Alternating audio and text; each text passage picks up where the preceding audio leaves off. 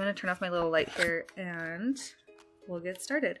Okay, so first of all, we're going to talk about how I do my basic edit. So we are in Lightroom first, and then I'm going to hop over to Photoshop. If when I hop over to Photoshop, you can't see that screen, let me know and I'll switch. You probably won't be able to, so I need to remember to switch it. Okay, so to start out with, I always start in Lightroom to do my raw edit. And basically all I'm doing is just adjusting my color and exposure and like white balance. So this one I wanted to warm it up just a little. And then my exposure actually looks pretty good. I like them pretty bright to begin with, and then I'll add depth later. And lately, hopefully you guys have all like updated to the newest Lightroom. Oh, hang on, somebody's trying to join us. Okay, hopefully you guys have all updated to Lightroom 2023 because the masks are the greatest thing that's ever happened. I feel like I am now using them for all of my client work as well.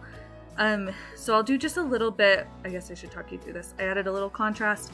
I brought my shadows up a little bit because like I said, I'm going to add depth later. But I did bring my blacks down a little, and then I'm just going to go to my masks and select my subject. I love that they go so fast now. It makes it like really doable with client work too, if you want to do it, which is super nice. And it must have updated yesterday for me because all of my sliders are in a different place than they used to be. But I am just going to be using this mask just to make my subject pop a little bit, but then we'll do a lot more of this in Photoshop. So I'm just doing basically exactly what I just did before as far as my sliders, except I'm making sure that my highlights are not blown out on his little face. So the other one that I like to do is the background one. I feel like it helps so much and simplifies things a lot. So I'm just going to select the background, and the only thing I'm doing when I'm selecting the background is increasing my dehaze because it adds color and contrast, and then I'm adding my saturation. So I'm just kind of brightening things up. So I'll kind of show you, here's like the original and then the Lightroom edit. And now I'll show you what I would do in Photoshop. I'm going to center him a little bit more though first. Okay, so now I'm going to take it to Photoshop. I'm just going to right click on the image and then click edit in and edit in Photoshop. That way I can toggle back and forth between Photoshop and Lightroom. So I'm going to go to Photoshop. Let me switch my window so you guys can view Photoshop now. Just a second. Okay. And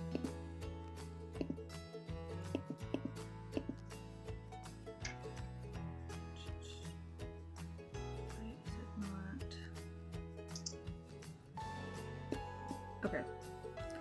Oh. So weird. Okay. Can you guys see Photoshop now? If I do that.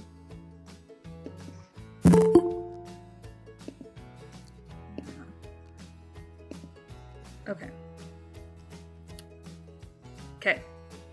Can you guys somebody just turn on your mic and let me know if you can see Photoshop now? We can see it. Okay, great. Okay, so now that I'm in here, what I'm gonna do is the first thing we're gonna talk about is dodging and burning. So dodging and burning is like the biggest thing that you guys are gonna do to make a big impact on your photos. I'm gonna teach you two different ways to do it. One is just using the brushes, and there are dodge and burn brushes in Lightroom, but they're not nearly as like good because they're kind of like a fake of it. They're fine, but you can use the brushes. So in your like tools, it might just look like this little magnifying glass or whatever. Dodge is like, if you imagine like wood burning, dodge is like dodging the areas you don't want to darken. So it actually lightens your image. And then burning is this one. I don't know what it is. It looks like a little fist to me, but I don't know what it is. And then burning is like if you were wood burning, so it's going to darken your image. When you're doing that, I always start with actually, let me just tell you the difference between these two techniques. So these are the brushes, and if you use the brushes, let me make it kind of big and fluffy. Oh, sorry. Then if I just like draw on it, you see how it just like darkens wherever I draw. I always keep that on midtones, and I usually will keep it around 50%. And then dodging does the opposite. So it's gonna like brighten up anywhere on my image that I touch. And I don't usually have it this high, usually around 40 to 50% as well. Both of them, I like to keep them on midtones. If you do shadows, then it will just only dodge your shadows or burn your shadows. And if you do the highlights, then it will only dodge highlights. So that can be useful, but I don't really mess with that too often. But the other way that you can do this is through curves. And when you do a curve, what that's going to do is it's going to adjust all of the tones in your image differently, and then you're going to mask some of it off, and that's going to really like totally amplify your image. So I'm going to show you how to do both. We'll start with the easy way with the brushes, and then I'll show you how to do the curve way, which I think looks better, but sometimes it's not worth the energy. So when I'm doing the brushes, I'll start with dodge first, and I usually make my brush pretty big to begin with. And all I'm going to do is I'm just going to darken the parts of my image that are already like shadowed. So we're just going to like add depth to it. So I'm going to come along here. I don't want to do these trees because I feel like they're already a little too dark and distracting. But the biggest thing that's going to make an impact when you're doing this is going to be to be dodging the shadows on clothing. So that's going to add a lot of extra softness to your image and make it look almost like kind of like dreamy, like I don't know why it makes such an impact, but it really, really does. So I'm going to do the bear as well. Just the shadows, just the shadowy parts. And then I love to do, he doesn't have like any hair showing, but I also love to get like the shadows in hair. That also makes hair look really soft and dreamy. So I'm just adding a little bit of depth anywhere that there's a shadow. I'm gonna do a little bit right along here. I don't do too much on the skin usually, but just like a little. So you can kind of see that's like it's already made a pretty big impact. And then I'm going to switch to my dodge tool. So I right clicked on this and then switched to the dodge tool. I'm going to make it a little bit bigger, and I'm going to bring the exposure down just a little to more like 30%. And then I'm going to do the opposite. So I'm going to go right along the most highlighted parts, like right there on his jacket. I'm just going to like add a little bit of highlight to it. Do you see that? Or like right along the bear. This is just adding some extra depth so that there's a little more contrast. And I'm a lot more heavy-handed with the darkening one with the dodge tool than I am with the burn tool than I am with the dodge tool. So that's way too big. Yeah, so I'm just gonna use this to like make my contrast more contrasted, basically. I could do these trees a little bit, but I don't need to do that because I'm going to adjust that later with the painting technique that I told you about earlier. So that is like how I would use those two tools. If I click Control Shift and then save, Control Shift S, and then go find the folder that this is in, and save it here. It'll save it as a TIFF file. So one of the files that I sent you is a TIFF file. And so it already has some editing done. But if I save it there and then go back to Lightroom, if you give it just a second, it will pull up in Lightroom, and I can show you the difference. So give it just a sec. My poor computer's trying to do too much at once. Okay.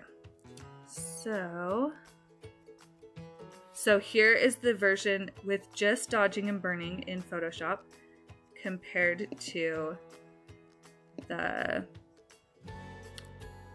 maybe the Lightroom edit right here. So, gosh, it's hard to see. There to there. So you can see it made a huge difference.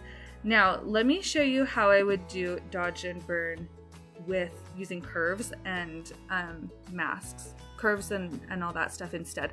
So I'm just gonna undo everything we just did and take it back to like the base image. You're gonna click on this little circle right here. This is just like a little drop down.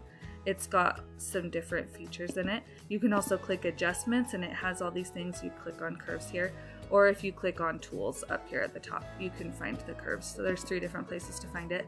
But if you click on this little drop down menu and click on curves, then what I'm gonna do is I'm gonna make one layer that's gonna be like our dodge or our burn layer. So I'm just darkening, pulling the curve down. I'm going just a little below halfway and just pulling it down. And you can see how pulling that down really affected not just the darkness of the image, but like the colors and stuff too.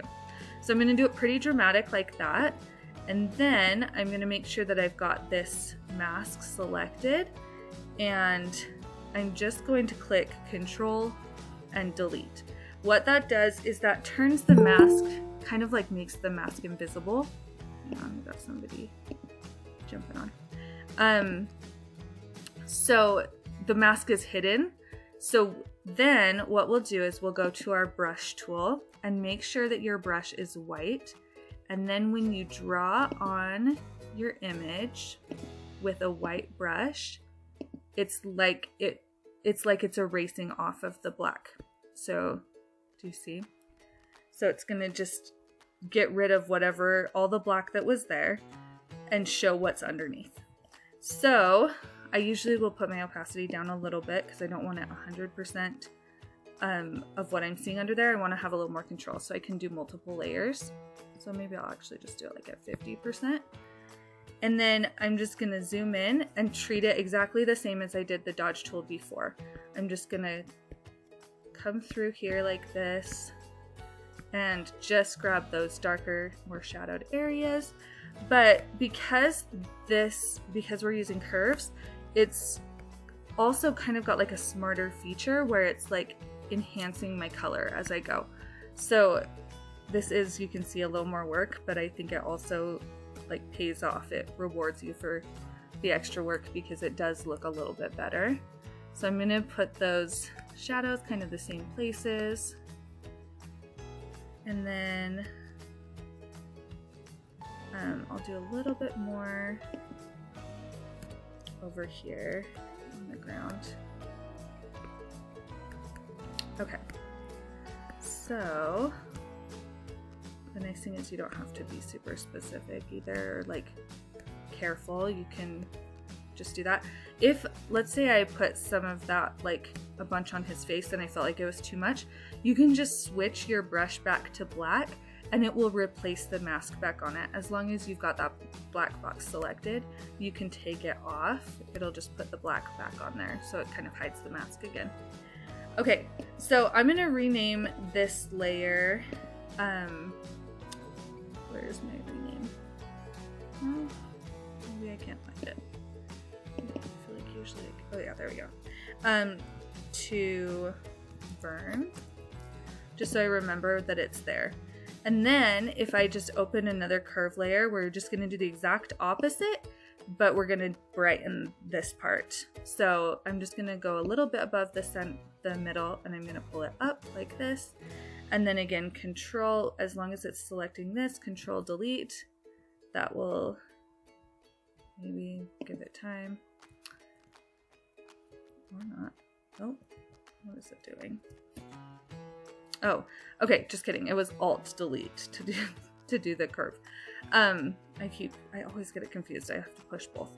Okay, so then it hid it. So the black hides the edit that we just did. Make sure that our brush is on white, and then we can just go back in here and we're gonna brighten up those highlights. So that just adds so much extra depth. You can see. I feel like I've got like too much shadow on there. So the nice thing is you can always go back and click on burn again. And then I can either add like more shadow here if I wanted to, which I think is probably what I would do. Or if I felt like that was too much and it was bugging me, I could just take it all off like that. So those are the two ways to do dodge and burn. I do think, well, let me save this one to Lightroom as well so you can see like the contrast. And the other cool thing with doing it this way is if I click on this little circle, if I double click on that, it will open my curve back up and I can readjust it. So I could pull my curve down more and it will only adjust the parts of the curve that are showing through the mask. So I can darken it just like really simply with what I've already done. I can brighten it up a little bit more really easily, or darken it, or whatever I want to do. So it's kind of nice because it's a little bit like there's a few more options if you do it this way, I guess. How it's looking right now is a little bit extreme, but that's okay because the next thing I'm going to teach you is what's going to give it like that really soft, pretty look. And sometimes I like it to be a little more intense right now for when I do that next step. So, and I can show you, here's all of our different edits. So there's the original, the first one we did with the tools, and then this one with the curves before I adjusted the curves.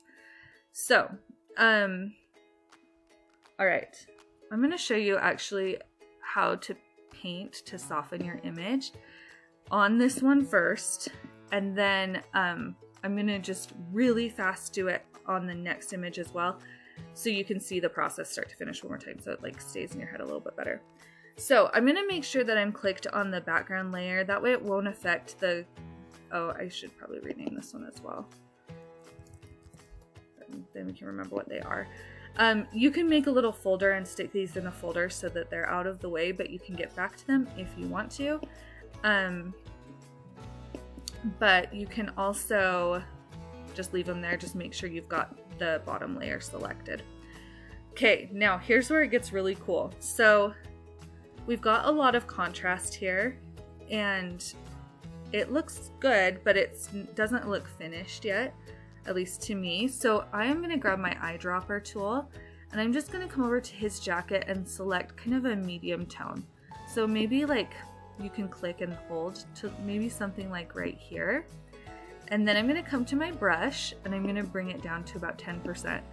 And then I literally am using it like a paintbrush. I'm just literally just painting color onto my image. So watch what this does. When I paint over this, do you see how it sort of softens the overall look? Now I'm not gonna do this like all over because then it's messing with my colors, but to use it on just the orange jacket, if I paint that on there, it kind of softens the brights and softens the darks, which gives it like a softer effect, but there's still a lot of contrast there. And the brightness and darkness makes it so that it looks more, I don't know, like it looks softer, but kind of just like almost like dreamy, like not quite real, I think. So I'll just, if you just click Alt and then click on it, and you can just click and hold if you want, then I'm just gonna keep selecting colors and doing this little kind of paint technique on different portions of the image. I'm not gonna do this like directly on his face, but I am gonna do it on other parts of the image where I think it can be like particularly like clothes, and then on the background, places where I think it will kind of add to the image without messing with my skin tones, basically. So on this one, if I could go one way or the other, but since this is kind of a fall image, I think I'm gonna pick more of a fall color for down here, maybe something like this little orange tone. I'm gonna get a nice big brush here, and then I'm just gonna do all of the grass with like a light orange tone at only 10%. It's not gonna do a ton, but it's just gonna add a little wash of color and it makes it just look a little bit more fall. And then I can also do that with these trees so that they're not so bright. So you can see it like shows up a little more on the trees and the fence and things. I might want to like lower the opacity for that because that's a little intense for me. Or I might pick a different color. So maybe for this, I'm just gonna pick like a light brown or something. That way it's just gonna kind of soften the overall background without messing with my colors too much. Do you see how that helped like really soften the whole thing up? And then to like add a final touch to it, typically what I do, I'm just gonna change this back to white so it's kind of back to where it was. If you come in here and click, so it might in yours look like a little droplet, but the triangle right here is the sharpen tool, and it's literally just a brush that sharpens. I usually have it around 50%, and then I'm gonna come in with a really, really small brush, and I'm just gonna get the outlines of his face. So I'm gonna get his eyes, and you wanna be pretty like gentle with this, because if I'm too heavy-handed, he's gonna start to look like he has alien eyes, you see. So I'm just gonna like really softly get his eyes, get the outline of his nose, the outline of his little lips, the outline of his jaw, his ears, just the hair that's in focus. Basically anything along this plane that's in focus, I'm just gonna outline it. So I'm not gonna color his whole hand, I'm just gonna get the outline of his hand. And like same with his jacket. And this just creates kind of the illusion that it's even sharper than it really is. Well, not even the illusion. I'm adding sharpness. So I'm making it sharper than it really is, but I also have this extra softness, which just gives it such a like surreal, dreamy feel to it. So we'll save it one more time and I'll show you what that looks like with this final edit compared to the others. And then, actually I might, yeah. And then we'll go to the next one and I'll show you kind of the same process again, but I can show you how quickly it can be done. So I'll just like talk you through it as we go. Sorry, the saving is taking forever. I don't know why. Oops. Okay, so that's like my final edit compared to my Lightroom edit right here. Oh my gosh, it keeps pulling out this ad. Okay, Lightroom edit compared to the finished Photoshop edit. I've just added so much softness, so much contrast, so much extra to it. Do you guys have any questions about that kind of like basic edit with dodging and burning and painting? Are we good? Should we keep going? Okay, let's keep going. All right, so I'm gonna show you really fast how I would do it again. Oh, I was gonna tell you one other thing. So sometimes I'll come back in here to Lightroom and I'll be like, you know what, this is maybe a little bit bright, or I want a little more contrast or something like that. You can still do all of the Lightroom edits you wanna do on the edit that you've saved. And you can see everything started from scratch again because it's a new image. This is a TIFF that we've saved. So this is a brand new image. So if I want to add more editing to it, I totally can. And then I'll usually save it out from here. So yeah, you can go back and forth if you want. If you'd rather just save it from Photoshop, you can definitely do that too. Okay, so really quick, let's just do like the basic edit again. I'm gonna first straighten out my photo.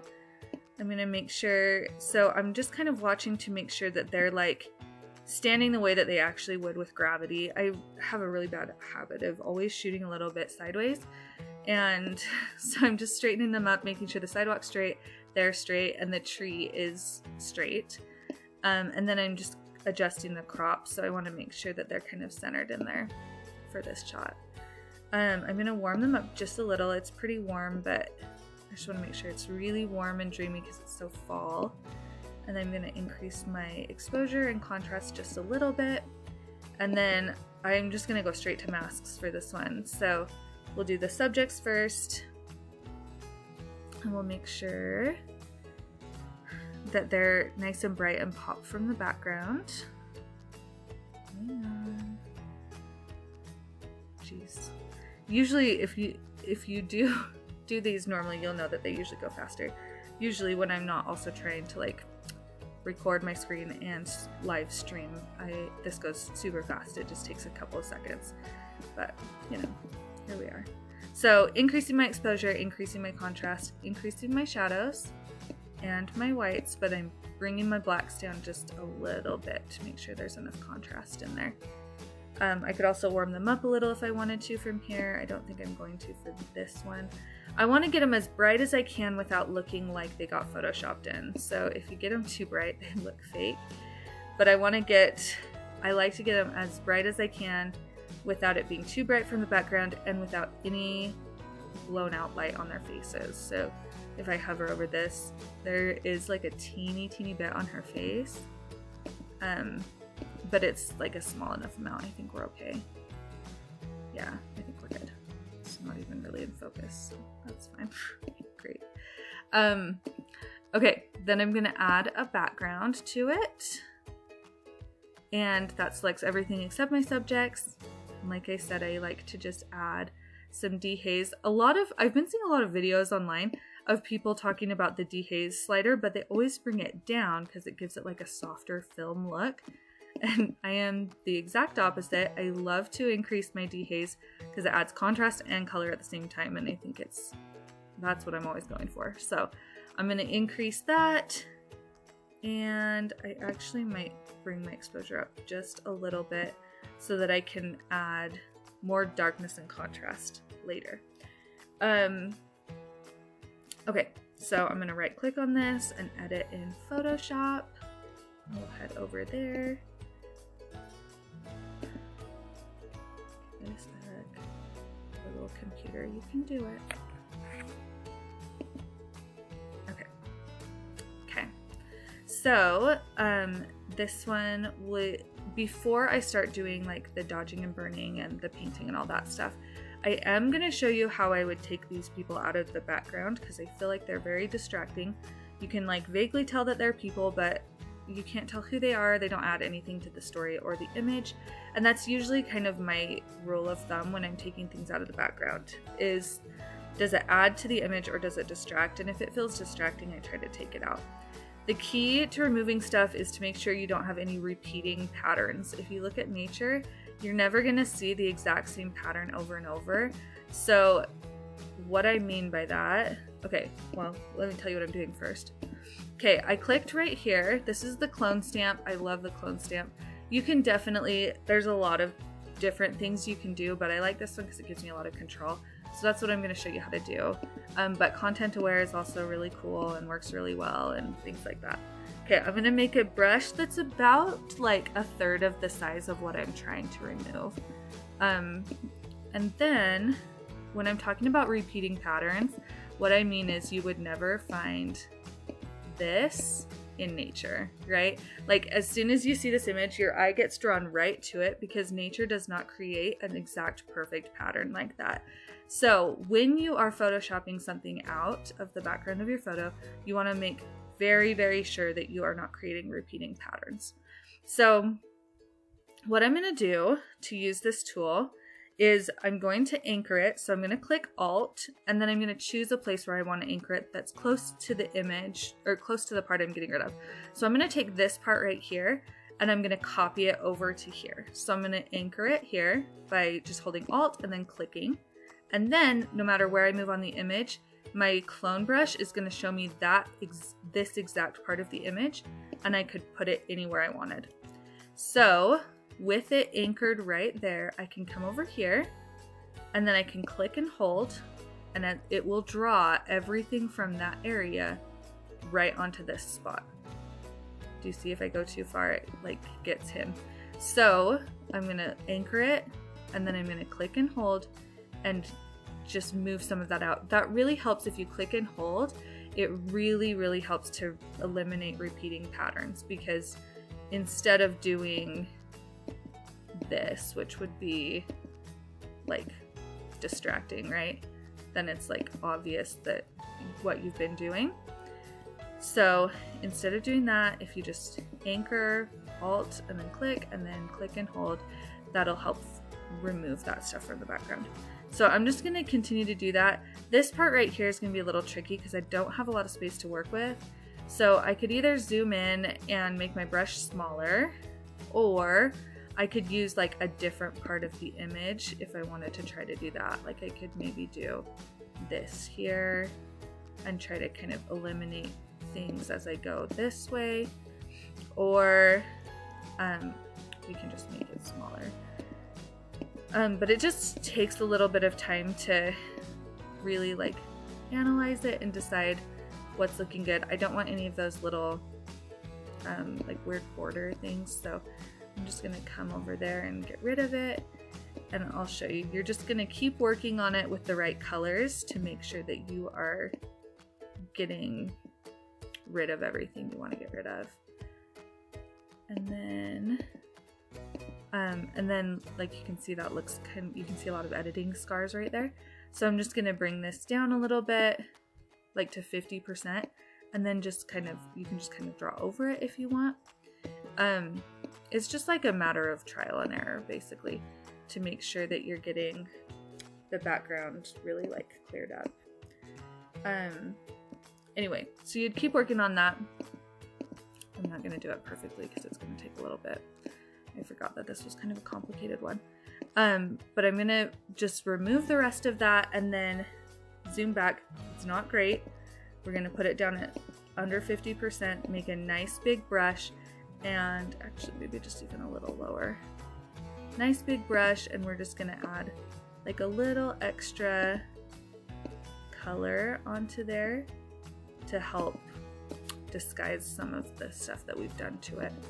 This is a good spot where we can add some extra. Okay, so you get the idea. I don't want to keep spending a ton of time on this, but anyway, you kind of get the idea, and as we make some more edits, it'll help kind of hide that as well. But I would do it a lot more carefully if I was really spending a lot of time on this image. So that's what you would do for that. Then let's do the dodging and burning. So we'll start again with the burn tool. I'm just going to do it the simple way because it's faster so you guys can see it. So I'm going to come in here. I love when there's a lot of trees because trees have so much contrast naturally, lots of shadows. So I'm going to really play up those darker shadowy areas of the trees. The bottoms of trees always have a lot of shadow because the light comes down through like that. I can play up all the edges here along, like along the roads and things like that. You don't want to leave, I just fixed, gosh, it's taking forever, sorry. I don't want to leave any like halos around this, so I want to make sure that I'm not leaving like really light spots there. Oh, now it's catching up. Like a light halo around her. Like I don't want to do this. You see how she's kind of haloed? That also would not naturally occur. So if you're gonna do that, like it's okay to get a little bit on your subjects so that you can make sure you don't have that kind of weird little effect. I like to add a little bit of shadow sometimes, just to like add a little extra. Like they would have shadows there. The sun is coming from this direction, and they would have shadows here, but not as bold as I've made them. But that's okay because I want to make it look a little better than it really is.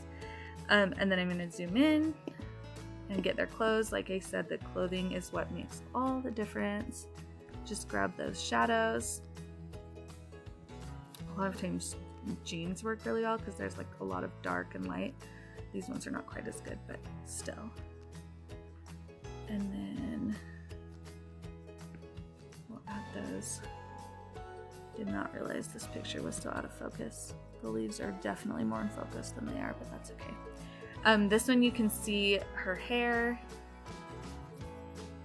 I like to come in like under the hairline and just kind of darken that darker parts of the hair, and then I'll add like highlight to the lighter parts, and it makes your hair look really magical and pretty. Okay, and then we'll just right click and grab the dodge tool, and I'm just going to start in close because that's what I've just been working on. And her hands, I think the mask missed her hands a little bit, so I'm gonna brighten that a little, brighten up those parts of her hair that are naturally lighter. The tops of your clothing is what sees the most sunlight, so that's a good spot. And a little on her arms again, and then again, like anywhere where it's just lighter. Okay, and then we'll add a little more to the background, and we'll be about ready to paint. I'm lightening these leaves just a little because I feel like they kind of got lost in the scene, but they add such an interesting touch because you can actually see the leaves. So I'm going to brighten those up a little bit just to add some extra interest to it. Okay, and then just really fast, we'll take the dropper tool, we'll select a color, we'll go to the paintbrush at 10%, and oh, it's way too bright. Oh, it's because I switched this. Okay, and then we'll just kind of paint over the yellow trees. You can do a little bit of that color on the ground as well because those are the leaves that fell. I can zoom in closer and grab his jacket. Same jacket as the time before, the photo before. And then just kind of touch that off. Like that. And I kind of want to pull out the green in her shirt, so that's the color I'm going to use for hers. It's kind of a dark. Yeah. Just pull that out. Good. And then again, I would just sharpen, even though she's not super in focus, it'll help her look a little more in focus. I'm just going to sharpen the outlines to make it look nice and sharp. And then this one, I can definitely also sharpen like the leaves that are in focus, because that'll add an extra just like layer of sharp versus soft, and it makes it look really cool. I also love to add a little sharpness at the ground where my subjects are standing, because it makes it create the illusion that like I could not have nailed my focus better. Like when you can see that sharp line on the ground where that focus is, it just, in your mind, it's like, oh yeah, the focus is super on. So I like to do that too. Hang on, it's having a hard time processing that last little bit of sharpness. Come on, you can do it, little computer. Okay, there we go. So that's how I would do that image. Okay, let's go. So I just showed you how to remove stuff from the background of this one. And then I was going to show you that as well for this one, but this one's a little more simple. So I'm going to show you how I would do that on this image. Because all I would take out is this, and then I'm going to use this image to show you how to replace the sky. It's really simple, but also how to do it to make it look believable. So this one, she's backlit. You can see it was the evening. You can tell from the long shadows, and she was backlit. So I want this image to be really nice and warm. I love this image. One, I think it's so cute, and two, I posted this image on social media and almost immediately got offered a job as Cornbelly's marketing photographer. If you're not from here, Cornbelly's is like our huge fall festival. Anyway, it was really cool. I've been working for them for a couple years now, and it was all because of this image, which I was so excited about. Okay, so I'm just gonna straighten her up. I did exactly the same thing. I just talked through not what I was doing. I just was chit-chatting, I'm sorry. But all I did was, I do the same thing every time. So up my exposure, up my contrast, down my highlights. I sometimes will bring my highlights down all the way. Actually, I will in this image because I think that helps highlight the mountain, which we're gonna need there to be there when we add some sky. And then sometimes I'll increase my shadows. Sometimes I decrease it. I don't know, it just kind of depends on my mood and what I'm liking. But I think I'll take them up a little. But then I do like to bring my blacks down so that we do maintain some contrast. And then, of course, subject and background. Masking. We'll just kidding, I'm sorry. So I'm going to bring that up a little and shadows up a little and then this down a little. I just want her to really pop. She's nice and bright, as she would be, you know, I mean, that makes sense because there's a lot of light around her. So that looks good. And then for the background, it just saves me a little time with the dodging and burning later if I add the dehaze to the background. And the color and increasing my exposure. Okay, so let's take this to Photoshop and I will show you how I would take these two little things out so that we can add this sky. In just a second. Alright. And then after we add the sky, I'm going to show you how to add overlays and change the color of clothing. And we're going to do that with the next image that's already to file, so we won't have to sit through that like basic edit again. Okay, so this one's a really easy one with the clone tool because we are just removing it from the sky, which has this, it's all white. So I'm just going to have it at 100%, Alt and click somewhere so that it stays right there, and then I'm just going to draw. And I'm kind of moving along because I don't want to accidentally grab like the tree or the mountain. So I'm just re-anchoring it every so often to make sure that I have got it taken care of. The other thing, the sky is going to kind of struggle with this tree. So I'm actually just going to take it out and we're just going to try to kind of curve it so that it kind of looks like it was shaped like that. Okay. Now, the important thing here, let me adjust that color. You want to make sure you're on pure black and pure white when you're dodging and burning, or it will dodge funky. Like it will do it different than it should when it's pure black. So on this one, since we're talking about the sky and adding the sky, I want to make sure there's a really solid line between this mountain. Now, it's pretty normal with a backlit image for your background to be kind of hazy. So that's okay if it's still hazy. That's what we expect to see when we see a bright backlit background. But I still need a solid line. Otherwise it will get confused and start trying to put the sky down lower where it shouldn't be. So I'm just gonna add some dodging to that area right up there at the top to make sure it just stays right there. And then again, we'll just do a little bit in our shadows. And I'm not even zooming in on this because I'm just kind of trying to go quick. Where did it go? Come on. You can do it. I know it's so hard for you. Okay. So we'll just do that really fast. Hang on. This is struggling. You know what? I'm going to close Lightroom for a minute.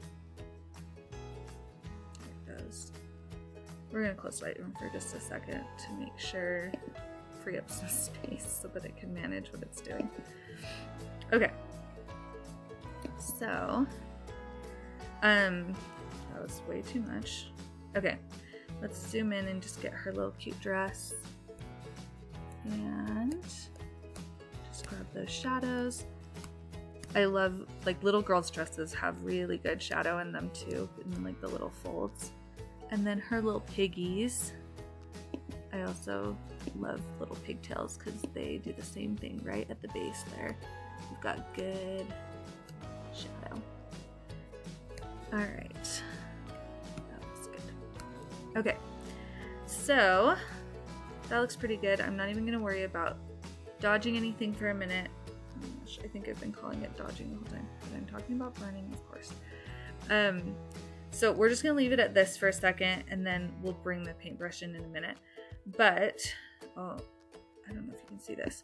Okay, I'm going to edit, and then down to sky replacement. This takes a second to load, so it's going to probably take a little bit, but I buy a lot of sky overlays from Etsy. You can always find packages of like 60 skies or 40 skies for like $8 or something. Like, they're really cheap. And what you're gonna do, this program is pretty smart too. This sky replacement, they just added this to Photoshop last year, I think maybe 2 years ago, maybe 2021, and it is so helpful. But let me tell you what you're going to be looking for. Basically what you're looking for when you're replacing the sky first is a sky that will match your background. So when this is at sunset, we can tell the sun is still up because she's backlit, but the shadows are really long, so we can tell it's like sunset. This one's okay, but something with more of a sunset would probably make more sense for this image. And you can, there are some saved, some that come with Photoshop, but adding them is really easy. If you just Google it, you'll see it's just like so simple to add backgrounds, or to add sunset, skies. Gosh, the slow computer. Usually this computer is very fast, so it's like annoying that it's taking so long. This one could be a cool one too, because there's kind of that sky coming up through.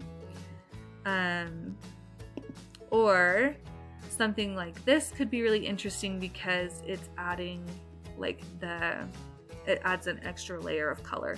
So it kind of ties in like his blue pants and for their like mascot and stuff. So I could do something like that as well. It just really depends on what you're feeling. Something like this I could probably get away with. But I do want something that has like a fairly interesting sunset. So I might go with something like this for this one. So once you pick the sky, you're gonna go to Shift Edge, and I like to bring the top one down to between 20 and 30. So if you bring it all the way down, it's gonna really soften that edge, and if you bring it all the way up, it's gonna make it very harsh. But you can see that light part of the mountain that I was concerned about, the sky is like bleeding onto it. So we wanna bring this down a little bit because that's gonna soften it and give us like a more of a line between the mountain. I can't tell if that's part of the sky or part of the mountain, but we're gonna pretend it's light reflecting on the mountain. And then Fade Edge is kind of gonna do the opposite. So if you drag it down, it's gonna fade less towards the edge, and if you pull it all the way up, it's gonna fade more towards the edge. It's normally at 50, I'll usually bring it up just a little bit. So that way, both the Shift Edge and the Fade Edge are just like kind of softening a little bit as they get to the horizon line. The brightness does that. It brightens or darkens. I usually don't mess with this. I usually just leave it at 0. And then temperature as well. I don't feel like this temperature slider works that well. It does do some, but I usually don't mess with it unless I just really need it to be darker. Oh shoot. Okay, sorry. I pushed enter instead of showing you the rest of them. Okay. It will always pull up the last sky you used, so we'll just keep using this one.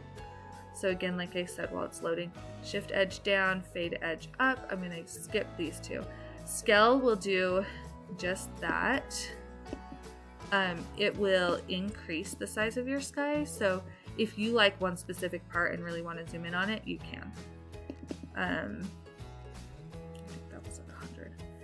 And then this part is another really cool aspect of this. So instead of just adding the sky, this actually adds like the natural colors and things that would, if this was really your sunset to this image, these colors would kind of be reflecting on the ground and through the image. So this one is really cool. This adds some extra light kind of at the base if you want more or less of that. Edge lighting is also, this is not a very good example photo, but right here along the mountain edge, if I pull it all the way up, you can see there's like no extra light there, and all the way down it kind of adds some more light there. And then color adjustment does the adjustment on the whole thing. Hang on, somebody's trying to get in here. Okay, and then yeah, color adjustment will adjust your foreground color. So I'll usually keep it like maybe around 20. So it is adding a little bit of an adjustment to like compensate for that bright sky. So then I'm going to push OK, and it's going to create a folder that's for sky replacement. And with that folder open, it's got the sky and it's got the lighting. So if you, like this is the lighting in the foreground and this is the sky. The first thing you're going to want to do now to make it believable. So if you look at this image, you'll see that she's in focus, but like not very far behind her. This is really out of focus, right? My depth of field was really narrow. So it would not make sense for these clouds to be this in focus if these people are this out of focus. So we're going to click on the colored part of the sky, the actual sky. I'm going up here to filter, and then I'm coming down to blur and to Gaussian blur. And then you're just going to kind of adjust this until, see if I do that, it will like really, really fade it, or this will still leave a little bit of the clouds in, and if I don't do any of it, it will still be sharp. So you're going to do a Gaussian blur. Usually I will have it be somewhere between like 8 and 25. So for this one, I do want to see that the clouds are there, but I don't want it to be sharp. I'm going to put it around 19 and push OK, and that's going to add that blur to the sky. Now, the other thing that you can do is right here at opacity. If you click on this and bring it down while you still have this sky selected, if I bring the opacity to 0, it gets rid of it. If I bring it to 50%, it will just make it kind of softer, lighter colors, and then up to 100%, it's fully bold colors. I think the full bold colors on this one work pretty well, but typically I bring it down to around 75% because I feel like that looks more believable. It's softer, it's a little bit lighter, you're still getting full color in the sky. I think it looks more believable. So you want to make sure you add a sky that matches your lighting. You want to make sure that you blur it so that it matches the background. And then you want to bring your opacity down a little bit lower so that it's not so bold that it looks unbelievable. That's how I'd add a sky overlay. Do you guys have any questions on that? On adding a sky? Are we good? Okay, let's keep moving. I have a quick question. Yeah. Do you have a favorite sky that you use a lot? Because I've bought some on Etsy too, and I've noticed on your website, I love a lot of you guys. I do have a favorite that I have to fight myself to not use all the time. It's a really soft, like blue sky with just a little bit of like sunset to it. Now that I've said that, if you go look at my photos, you'll see it in like so many of them. I'm like, I should at least like flip it sometimes because it's really obvious that I use the same one pretty often, but I can't remember where I got it from. And I got a new computer, so it didn't have all my presets or my skies saved, and now I can't find it. I've been like scrolling Etsy looking for that stupid sky because I love it so much and I don't know where I got it from. But yeah, usually I do find that like I've bought packs before that are supposed to be like beach sunsets for like Hawaiian beaches or something, and they're usually too pastel to look realistic for like our backgrounds. Like I find that I'm looking more for things with more contrast and color for my photos than like pastels. Does that make sense? Yes. Okay, thank you. Perfect. Do you guys, anybody else have any questions on that? Okay, we're gonna kind of be talking about something similar. I'm gonna show you how to use overlays. So the overlays that I use the most, let me pull up a folder, are sunlight overlays. And let me show you. I use overlays a lot, but again, like a sky overlay, you have to be so careful because they can look fake so quickly.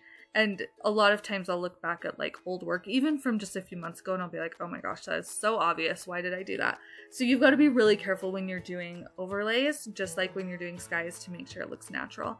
So I'm going to show you, these are also from Etsy, and I love the way that these look. So I'm just going to drag one of these into Photoshop right up here, and it'll just come right in.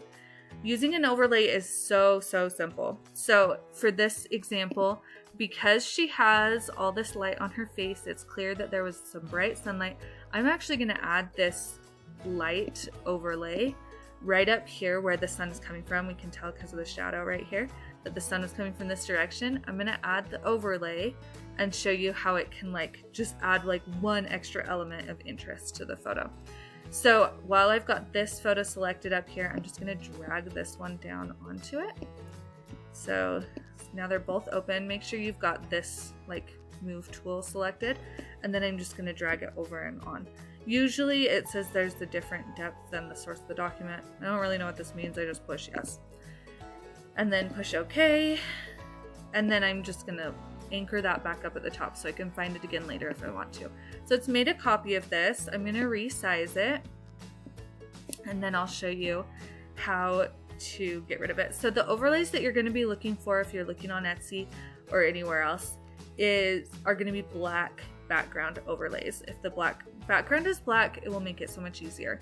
You're going to come right up here, make sure that overlay is clicked, and then you're going to come up here. It says normal right here at this drop down layer, and you're going to come down to screen.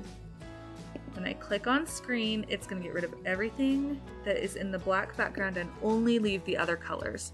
That way I can just move this anywhere and I can see through it. So I'm going to just place this. I could place it like here. I could place it here. I could have it like coming through that truck. I tend to like it. And honestly, because of those, that would not happen. You wouldn't have like that sun flare thing going up. So we're going to flip it so that that's coming down. And I think I'm going to just like set it right here. You could make it bigger if you wanted, or smaller. That little thing's bugging me though, so I'm going to make it a little smaller, and then you just place it where you want it and then click anywhere outside of it and it'll anchor it there. But we still have this layer, so you can do the same thing that we did with the sky, where you just go to filter and then blur and Gaussian blur. And that way I can add a little blur to this if I want to. I'm not going to do it so harsh because I think a sunflower wouldn't be in focus the way that like the rest of the image would be. It would just, it would be a little bit sharper and a little more noticeable. So I'm going to soften it a little, but not as much as I did the sky. And then push OK. And then if I decided like I'm working through this and I'm like, oh, you know what, I kind of want to move it, you can just click on that layer and you can move it around again. So that's really easy, a really simple way to add that. Now I'm going to show you, so I add a lot of light overlays, but you cannot add a light overlay. Well, let me show you again with this one. I just drag it onto this image. This one's another good example because of all the light. There's not light directly on them, but there's so much light in the trees. You can tell that the sun is still up because there's lots and lots of light and shadow in these trees where the light is hitting them.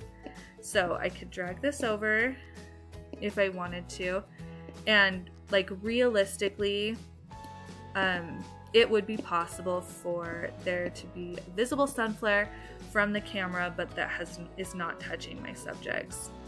So again, click on screen, and then it will get rid of any of the black background.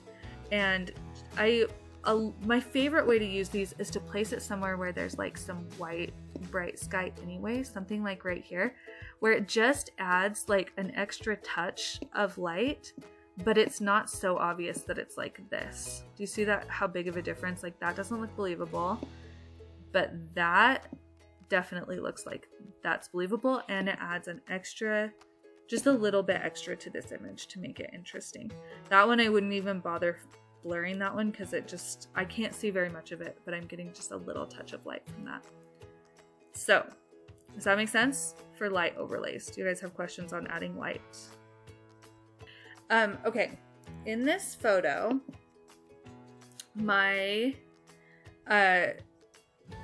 like you can see where all the dodge and burn was done, and the softening to their clothing and the sand and all the soft colors, but I wanted an extra element to make it really interesting. So these birds are all just overlays that I added in post. But what I was struggling with was there's not a lot of direct light, but the light is definitely coming from behind my subjects. You can see that like there is shadow. Well, and I knew, like, since I shot it, like I knew where the sun was, and I knew that the sun was behind them, and it was a cloudy day.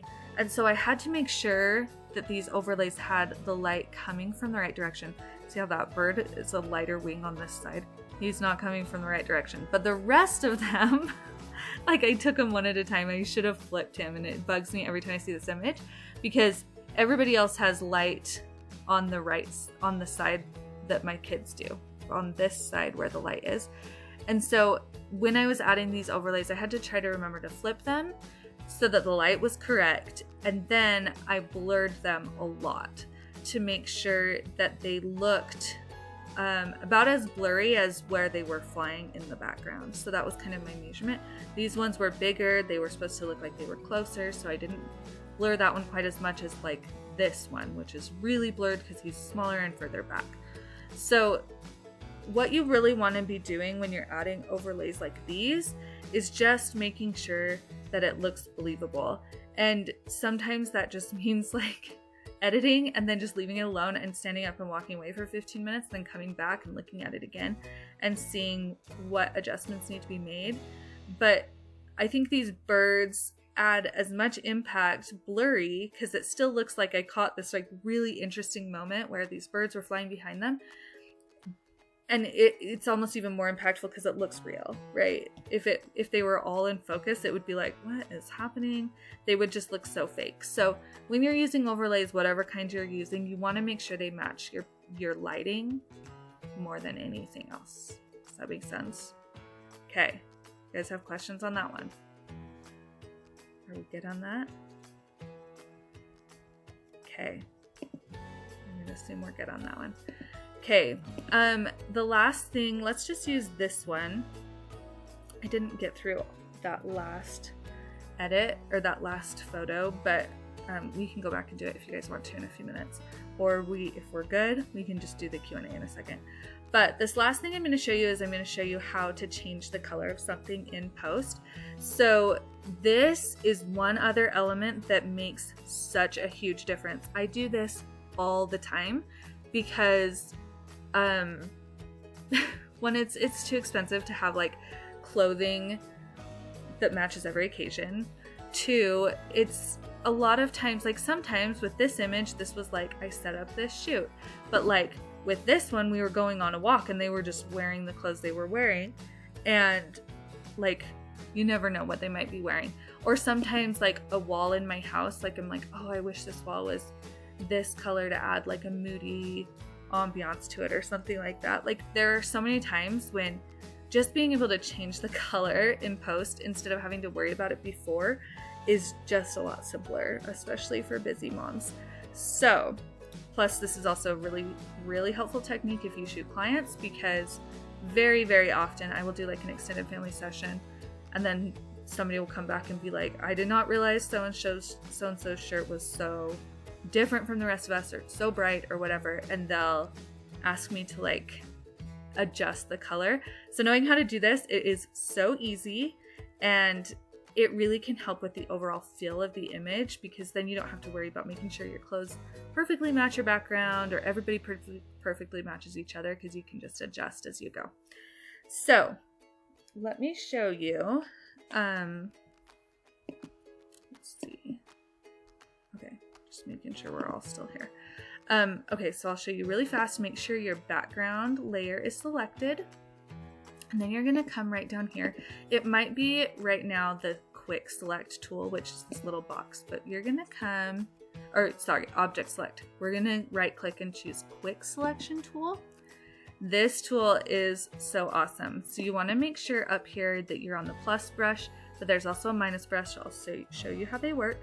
We're gonna zoom in with the plus one, and you're just gonna start selecting portions of the jacket. So we're changing the color of his jacket. I think it matches pretty well, but it is also very bright, so we might want to tone it down. So this selection tool is pretty smart. As you go, it's pretty good at guessing what you're trying to get, but sometimes it can be a little bit off, like, let's make sure we get all of it, like right here. So in that case, I'm going to zoom in a little closer so that the program can kind of see what I'm doing better. I'm going to click on the negative brush right here, and I'm just going to pull off that part of the selection. And like right here, it doesn't have to be perfect because you can add and subtract more later if you need to. I'll show you, but okay, so see how his jacket is selected. I like to do this like zoomed out all the way so I can make sure I get the right color. But we've just got just the colored part of his jacket selected. We're gonna come to this drop down menu again.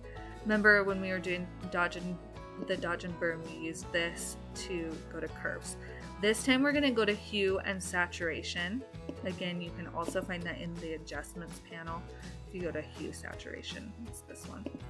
So we'll go to hue and saturation, and then you can change it to any color.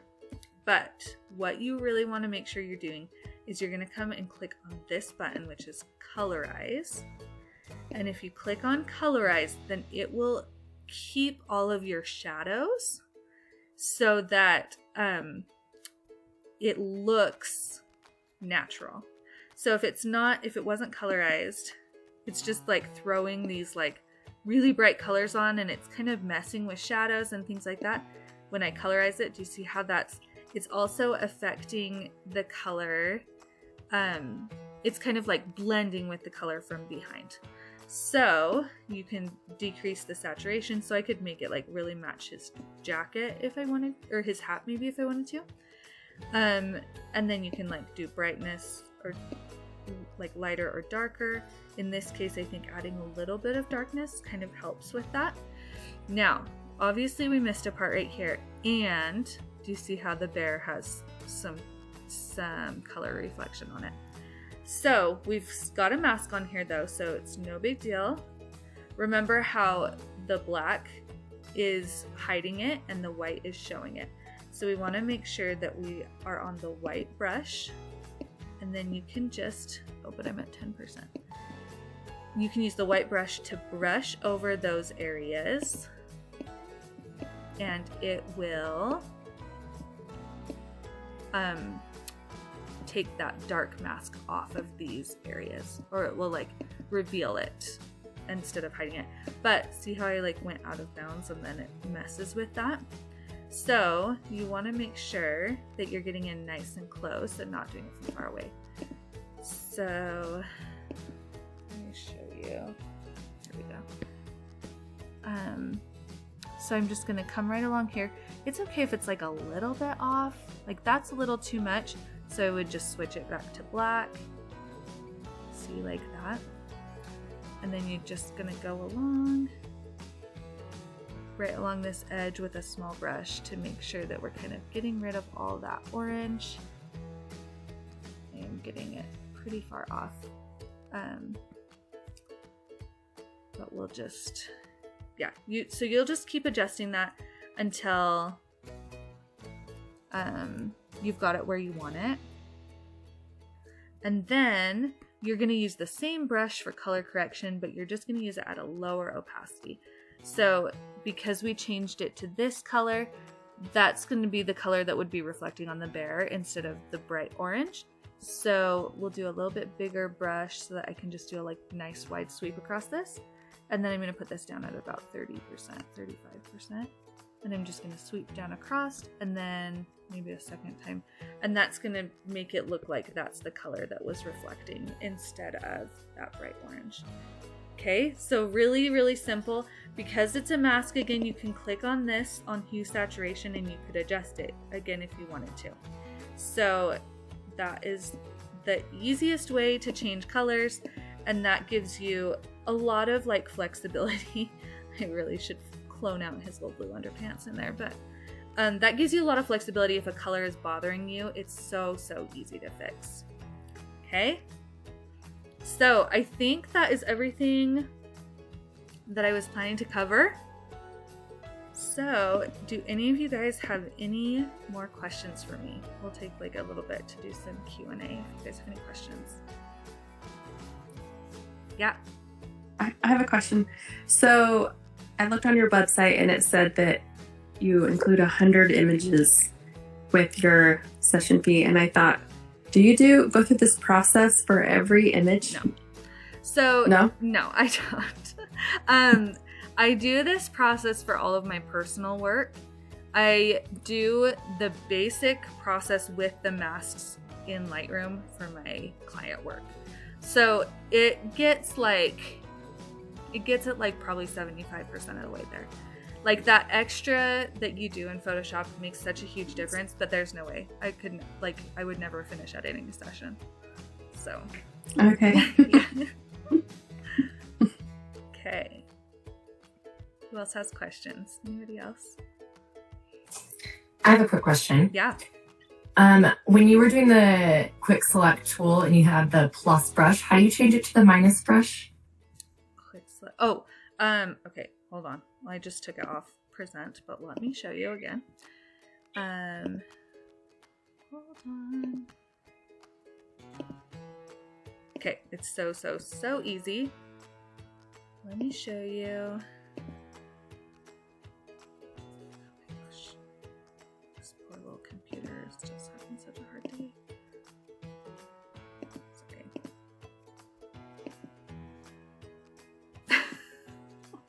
Come on, you can do it. I believe in you.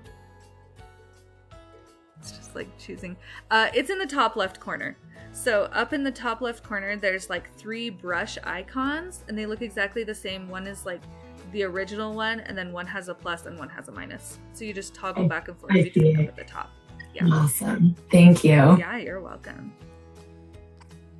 All right. Who else has questions?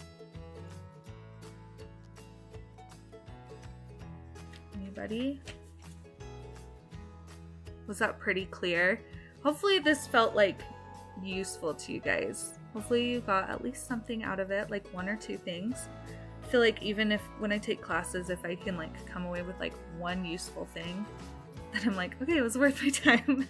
So hopefully you guys got it. Got some use out of it. Are there any other questions? Oh, Brittany. Sorry, I wasn't trying to. Oh, you're I good. don't know what I clicked. Do you have a question or was it a mistake? It was a mistake. Okay, yep, no worries. Okay, anybody else? Do you guys have any other questions? Are we good? Okay, awesome. Well, I will let you guys go. My clock on my computer froze at 8:47, so I've been thinking it was 8:47 for the last like 25 minutes. So sorry, it's 9:20 now. But I will get this recording uploaded onto YouTube and send you guys an email sometime tomorrow.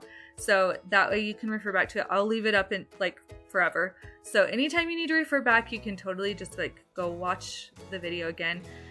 Feel free to reach out to me if you have any other questions or anything like that. So, okay, thank you so much for coming, you guys.